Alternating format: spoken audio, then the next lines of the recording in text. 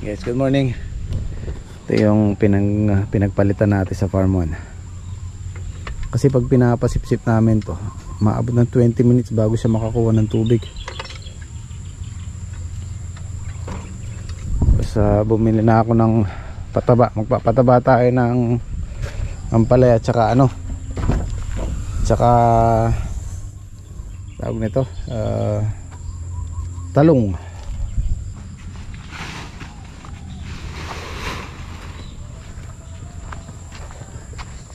Sa okra yun. Kay ay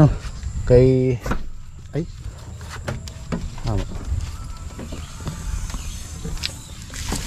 Kay Anong maghuhulip siya ng okra tsaka spray. So ito yung ilalagay natin unang sa talong, yung calcium. Matagal na to sa bahay, hindi lang namin nagagamit.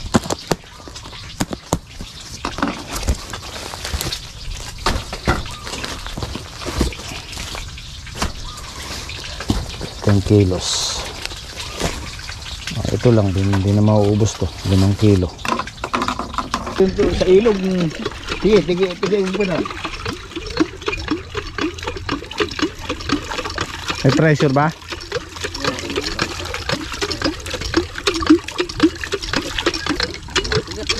Ayun. Madali tayong kumuha ng tubig. Paliado na yata yung mga bago sa patilya yan. Bago sa patilya yan eh. Ayun yung poso nyo, ayun o. Ayun yung nansigan. Uwi mo na yun ha. Kakalakarin mo na lang yan mamaya. Timbangan natin yan. Biling ng gin. Buhay na. Ayan. Hindi tayo mahihirapang magkuha ng tubig. Mapalipit dun eh. Oo. Palipit kasi magkakamot eh. Palipit ang gusto. Hindi na kumuha. Bilis yung may poso na eh. Wala lang pala ng laman yung kaligay niya ba? Kaya tagal bumuhon.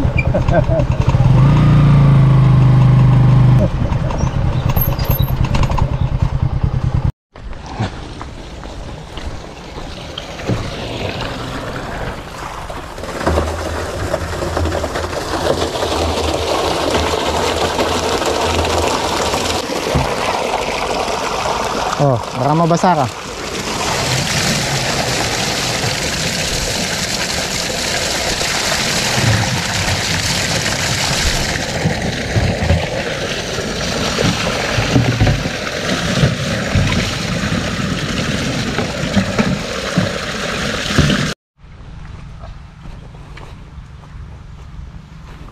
Lagyan mo isang sardinas, lata ng sardinas. Isang lata nito, isang timba, oh. Tapos tunawin nyo.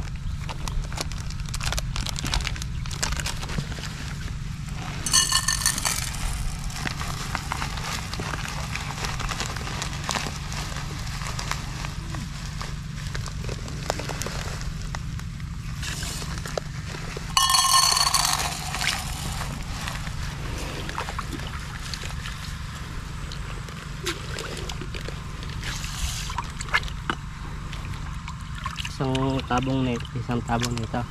Hindi, isang ganito rin ang dilig niyan. Isang ganito lang. Oo. Ay, magkukuha pala ako ng lata doon. Lata. Marami naman lata doon. Ang bilis lang naman na puno. Oo. Ayan o. Ganda na yung talong natin.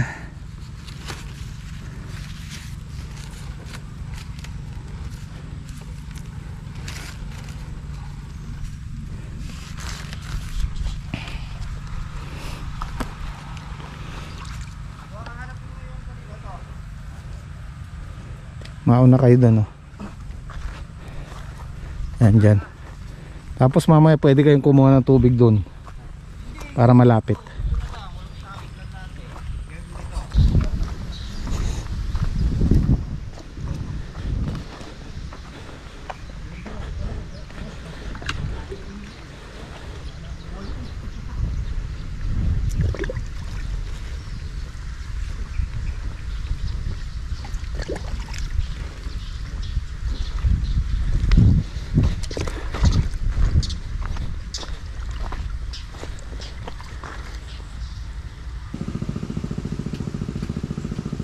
Sa paggamit ng pataba, kailangan po sunod-sunod yan. Meron tayong tinatawag na NPK.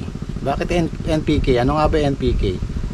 NPK, nitrogen, phosphorus, tsaka potassium.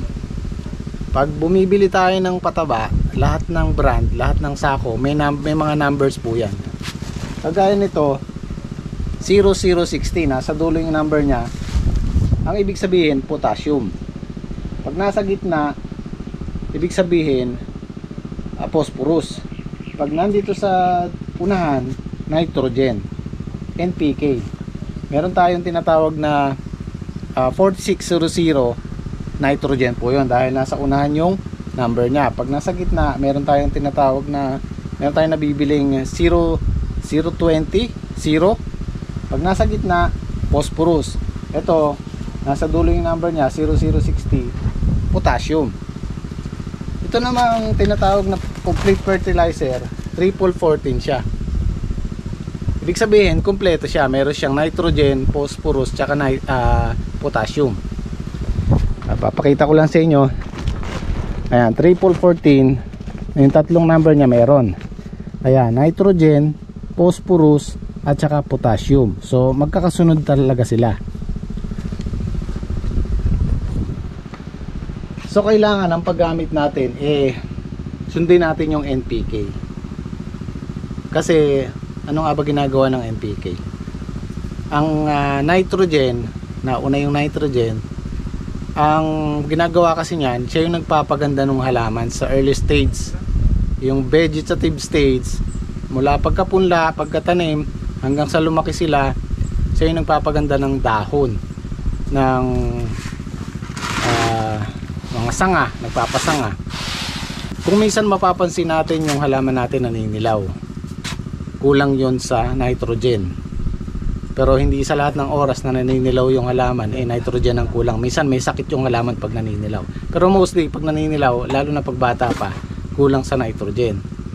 Tapos yung phosphorus naman, siya yung pag nag-uumpisa ng mamulaklak, siya yung nagpapaganda ng bulaklak, nagpapatuloy ng bunga, at ng ugat, nagpapalakas ng ugat ng halaman.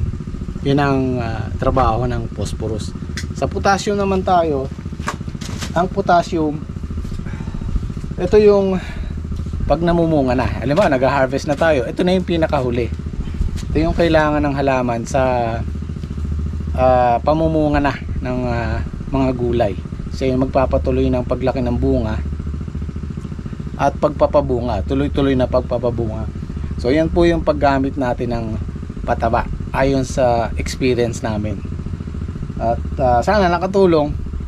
Kaya pagka madalas ang ulan, magbabawas po tayo ng nitrogen sa halaman. Kasi ang ulan, malakas yan sa nitrogen. Okay, dito naman tayo sa calcium nitrate. Bakit kami gumagamit ng calcium nitrate sa bagong tanim na halaman? Ito naman po yung trabaho ng calcium nitrate. Para ang calcium nitrate po kasi nakakatulong i-neutralize yan yung acid ng lupa, acid ng halaman, para tumibay sila sa sakit. Yan po yung pagkakaalam ko sa calcium nitrate. Kaya yung unang dilig namin ng pataba sa bagong tanim, calcium nitrate, para hindi lang para sa lupa, hindi lang para sa halaman, pati na rin sa lupa. Iano niya yung inu-neutralize niya yung siyempre gumagamit tayo ng mga synthetic na pataba. Yun po yung acidic ng lupa. So kung lalagyan natin ng nitrogen, ng calcium nitrate, yan po yung makakatulong sa acid ng lupa at saka ng halaman para hindi sila magkasakit. Siyempre ang kasunod niyan, ang kasunod na ididilig natin yan, nitrogen na, dahil nandyan tayo sa early stage ng talong.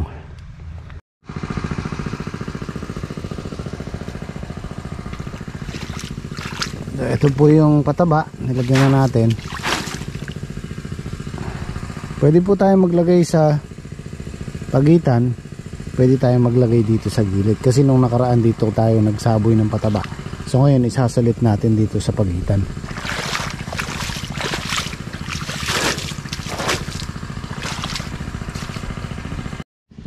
So ayan pa yung mga patabang binubod natin nung nakaraan.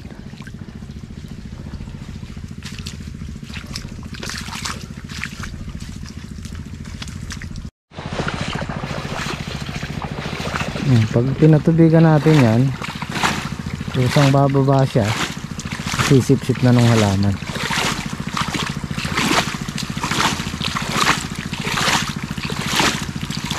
Yes, pwede rin tayo magbutas dito magkabila paglagay ng pataba. Dahil yan magulang na yung ampalaya natin, pwede rin dito sa gilid. Depende sa inyo kung ano yung mas sa tingin yung mas epektibo. Pero mas mainam yung salit-salit, huwag yung sa isang lugar lang.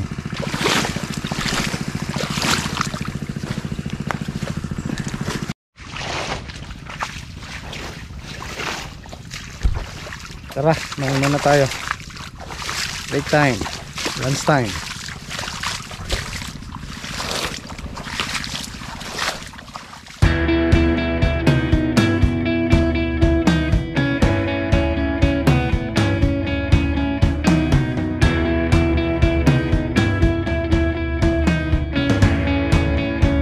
Yung huling pitas namin, napansin ko sa ampalaya kasi nagamit yung, di pa ako nakakabili ng isang hose na, nagamit yung hose dun sa farm 1 sa okra.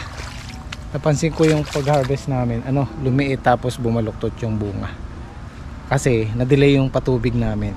So malaking factor din yung wag nating hayaang pumuti, yung mamuti yung lupa nung mismong puno ng ampalaya. Pag medyo dry na, kailangan patubigan na kaagad. Yung kada harvest o bago mag-harvest, patubig every 4 days.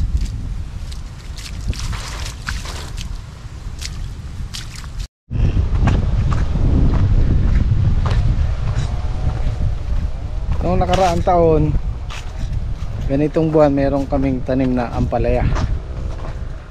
November, bagong tanim doon sa lumang farm 2.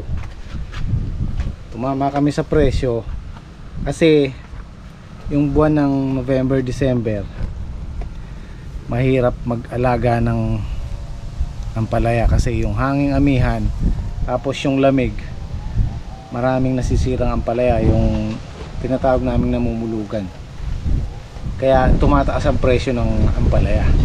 Doon natin na tatamaan yung magandang presyo kung kabisado nating alagaan yung ampalaya, lalo na sa season na malamig, kasi ang gusto ng ampalaya niya talagang tag-araw. Kaya subukan natin itong darating na November, itong darating na December na to, subukan natin yung ampalaya dito. Sinusubukan naman natin ayan, tulad yan, bugang dyan, ang ampalaya ayaw nila ng ganyan, malakas ang hangin. Doon muna ako sa farm 1. Daan ko lang si kasi kailangan niya ng gamot para sa okra. Bumili na rin ako ng 1 kilo pa para pang hulip kasi meron daw hindi mga tumubo.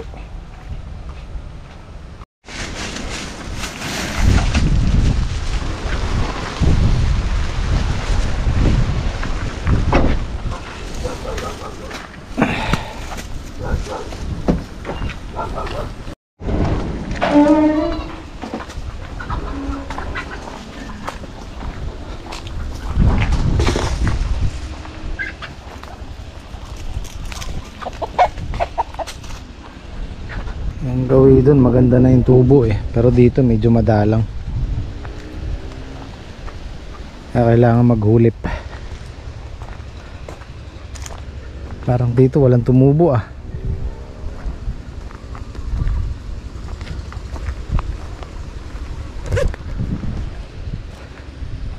meron na yun, madalang lang talaga.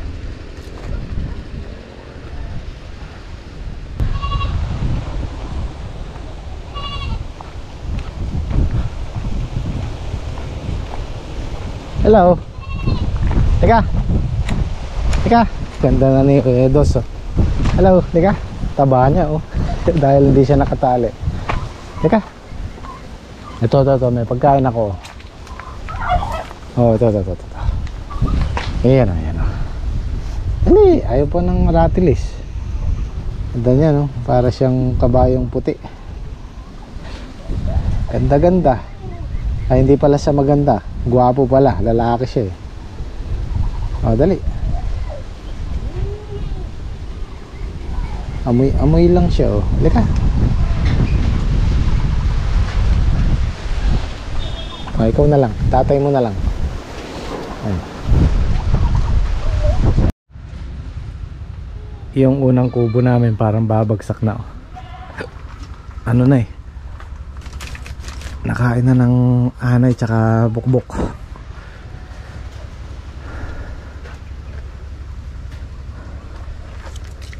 Ayun ko lang yung mga alaga namin.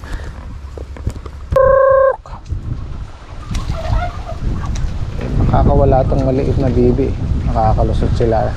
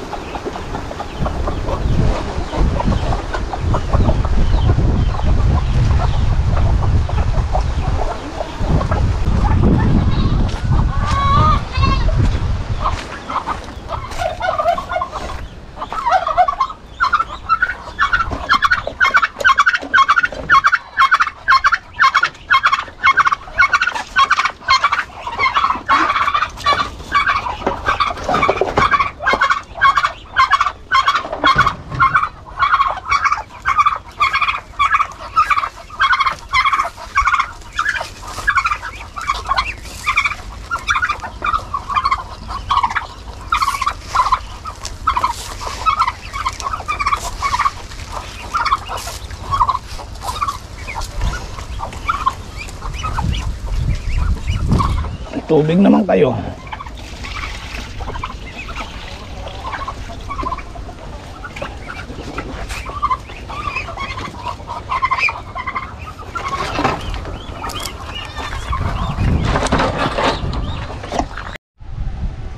Ito yung gawi dito, talagang malakas sa okra. Itong kalahati na to. Ang ganda ng tubo.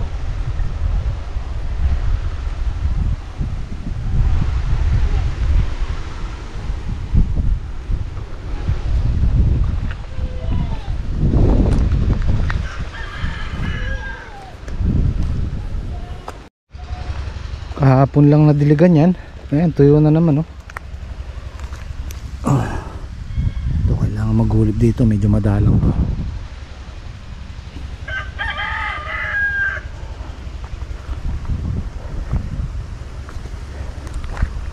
Pag medyo tumaas-taas na ng ganyan yan, pwede na natin patubig na, hindi na dilig. Sa ngayon kasi mahirap pa patubigan ng diretso yan, sasabay yung sasabay yung damo. Mainam yung tama lang ang dilig, yun sa tudling lang mismo. Kasi pag pinatubigan mo lahat yan, mauna pa yung damo sa okra. So usually pag naguhulip kami, kamay lang, nilalagay lang namin ganyan. Minsan hindi natatabunan o tumatalsik lang dyan sa gilid. Kasi yung gamit ni yan, tiga-tigalawang buto lang. Oo, nasa ilalim, siguradong nasa tudling.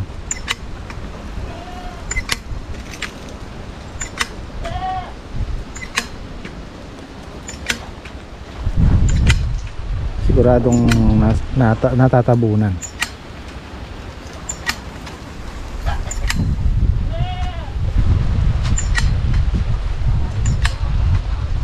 Ayan, tinatawag naming baril-barilan.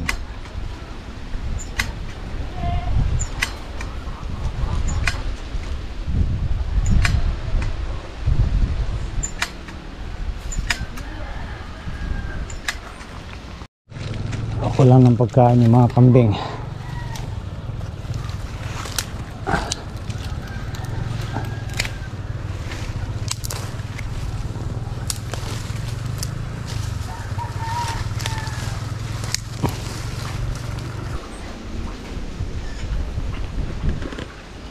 Meron tayong gatas damulag. Nag-uulam ka na to John. Gatas damulag. Gatas kalabaw. Ay tikman mo, tuyo lang ang katapat nito. Tulog lang gabi. Nasang damulag. Kailay na kaya yung lalaro sa kanan. Oh. Nya, lagay mo muna to diyan. Alisin mo yung kaldero. Ang tubig ka lang na. Kapihan lang yun. As ano tayo ngayon? Adobong atay balon-balon na manok. Kasamang may alaman na.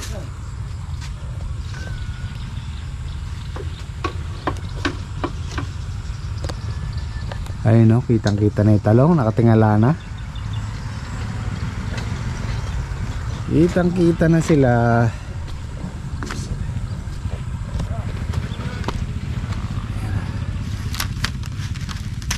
So yun lang ang dadamuhan natin, yung parting may butas na yan.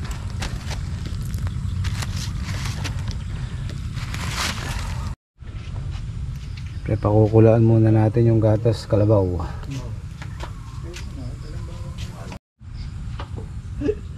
Birthday ba niya nyo ngayon? Ba, happy birthday! Yo, Happy birthday! dapat nakakita ron yung uti. Takot-takot ko na pala kita. Si Patrick may sinat. Hindi muna siya makakapasok.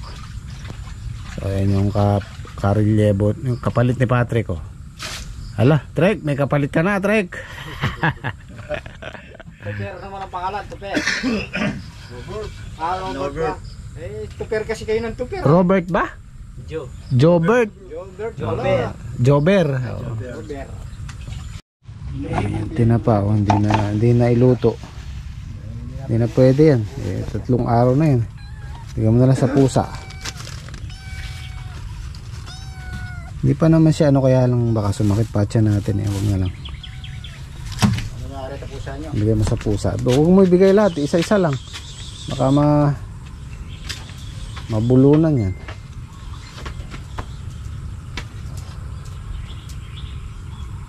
Ayan, may nakakit ka na. Bigyan mo tigisa. Para hindi sila mag-away. Gawin pa. Masal tayo. Kasi nung lumusong kami sa ilog, hindi ako nakita ko yung gatas, hindi ko natikman eh. Gatas at itlog lang ay gatas at tuyo lang. Sarap na. Ay. Gatas galudgod. Masarap yan pagka bagong luto yung kanin. Yun. Dini ka ba? Tikman mo. Banda ka rin kaya ka. Nung bata ako, gustong-gusto ko yan. Gatas galudgod. Minsan, pag walang pambili ng gatas ng kalabaw, tubig lang at asin. Gatas manok. Gatas manok, eka.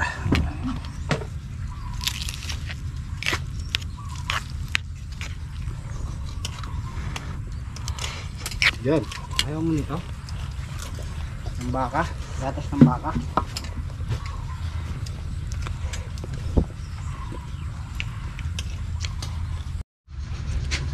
Mamaya na natin lulutuin to. Tapos muna tayo okra. Maganda pa rin yung dahon ng ampalaya. Tsaka yung talbos.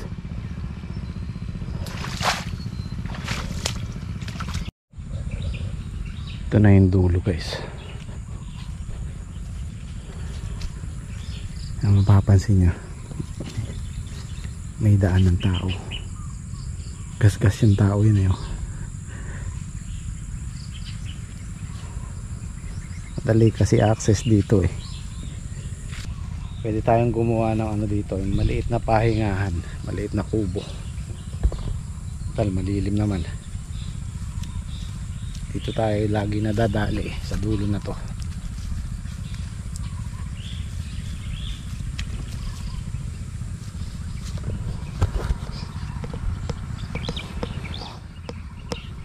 Marami pa tayong i-harvest dito. Hindi mo nadala si si multi ka ba? Ay konti lang naman eh. Kanino to? Sili, di ba? Ah, sa amin din. Giveaway. Ayos ah. Yung ano po, yung Oo. ano kaya yung ano, Ay, ang ganda na. wala naman masyadong ano. Mayroon pa ilan siguro mga 10 kung ganun.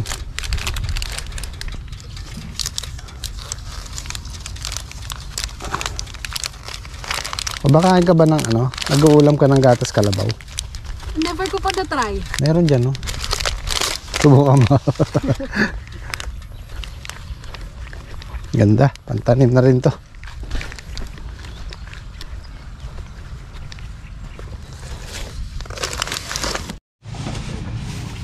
So ito yung punla natin, another 20 tray para dun sa kabila.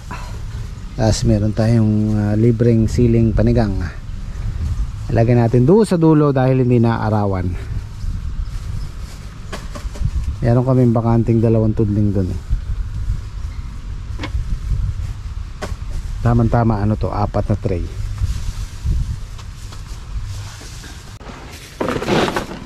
Ito na po yung huling pitas natin sa okra.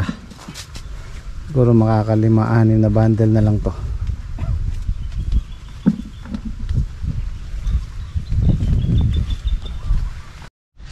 78.